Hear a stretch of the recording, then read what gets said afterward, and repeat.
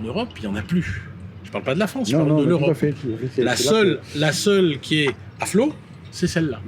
Elle mérite totalement d'être sauvegardée et on va déposer un dépôt pour la faire classer en monument historique.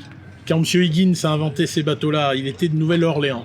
Et en Nouvelle-Orléans, il y a beaucoup de marais, ils avaient beaucoup de bateaux à fond plat pour pouvoir aller à la pêche et autres. Et il s'est inspiré de ça pour créer ces navires qui sont connus dans l'inconscient collectif parce que c'est les navires du débarquement. Et Eisenhower a dit qu'à l'époque, M. Higgins nous a permis de gagner la guerre parce que sans lui, ils n'auraient pas pu faire des opérations de débarquement comme ils ont fait le jour du 6 juin 1944 en Normandie. Ce qui a permis de faire le débarquement de Normandie comme tout le monde le connaît, c'est ni les avions, c'est ni les chars, mais c'est ça. C'est des engins comme ça qui ont permis un débarquement dans une plage ouverte.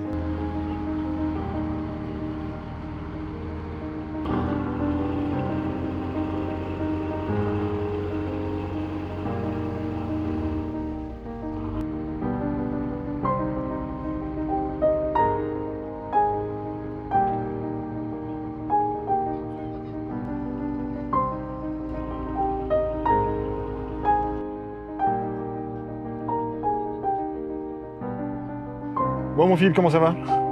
Ben écoute, ça va bien, Ouais. pour la circonstance. D'accord. Bon, ben j'ai su que tu allais te séparer d'une grande partie de ta vie, malheureusement. Hein, une seconde maîtresse, on va dire, ou une première.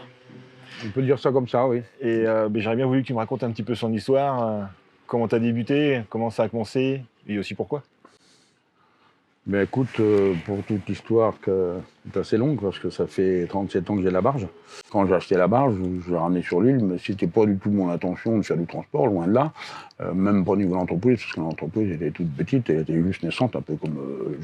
j'ai monté l'entreprise la même année que j'ai acheté la barge. Donc, mais de fil en aiguille, tout le monde m'est tombé dessus.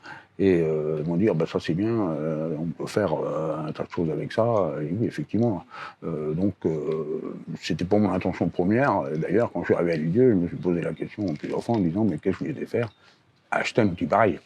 Mais question un peu percutante, c'est-à-dire, à cette époque-là, il n'y avait pas Internet, il n'y avait pas ceci, et tout ce qu'on peut avoir maintenant. Comment tu as fait pour le trouver? Alors en fait, je cherchais un bateau, comme je le disais, c'était principalement pour c'est que déjà, travaux, tu cherchais quelque chose. Je cherchais quelque chose, mais j'avais pas d'idée précise. Et un jour, j'ai regardé sur le bulletin d'annonce des domaines, vente des domaines, Oui. et donc il y avait ces deux barges-là, il en restait deux, qui étaient à vendre. Cette barge-là que j'avais achetée à la base sous-marine à la Palisse, en 1985. Quand je l'ai achetée, elle était en réfection, et j'ai été à La Rochelle pendant tout un hiver et un printemps pour remettre tout en état au niveau des moteurs, quelques peintures, petites vérifs, et puis après j'ai fait le reste sur l'île. D'accord. Donc ça servait à l'armée, parce qu'à l'armée, elle a fait de 51 son année de construction jusqu'en 85, le jour où je l'ai acheté. Elle a fait donc 34 ans armée. Et moi, suite à ça, j'ai fait 37 ans de navigation. D'accord. Avec mon fiston à côté, en grande partie. La question du nom, pourquoi la 2? Ah, très bonne question. Parce qu'à l'armée, toute la flottille de barges qu'ils avaient là-bas, c'était par numéro. D'accord. Donc ça, c'était la numéro 2. Ouais.